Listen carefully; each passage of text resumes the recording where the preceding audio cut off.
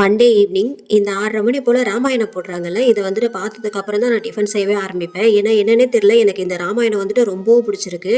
அப்போல்லாம் அண்ணன் தம்பி வந்துட்டு இவ்வளோ பாசமாக இருந்திருக்கிறாங்களா அப்படின்ட்டு நமக்கு வந்துட்டு இந்த டிவி மூலியமா கதை மூலியமா படிச்சாதான் வந்துட்டு தெரியும். ஆனால் இப்போ இருக்கிற காலகட்டத்தில் இந்த மாதிரிலாம் அண்ணன் தம்பி வந்துட்டு பாசமாக வந்துட்டு கடைசி வரைக்கும் இருப்பாங்களா அப்படின்றது சந்தேகம் தான். இந்த இட்லிக்கு எப்போ பார்த்தாலும் சட்னி சாம்பார்னு வச்சு வச்சு எனக்கே வந்துட்டு போர் அடிச்சு போச்சு. அதனால எனக்கு கத்திரிக்காய் தக்காளி கடையில் வந்துட்டு பண்ண போகிறேன்.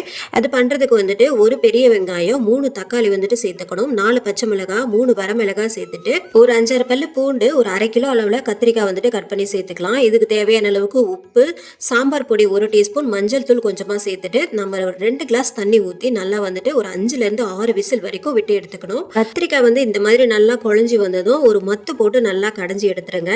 அப்புறம் வந்துட்டு இதுக்கு ஒரு தாளிப்பு ஒன்று போட்டுக்கலாம். எண்ணெய் ஊற்றிட்டு கடுகு, ஜீரகம், கருவேப்பிலை சேர்த்துட்டு தாளிச்சிடுங்க. ஸோ இட்லிக்கு சூப்பராக இருக்கும், ட்ரை பண்ணி பாருங்கள்.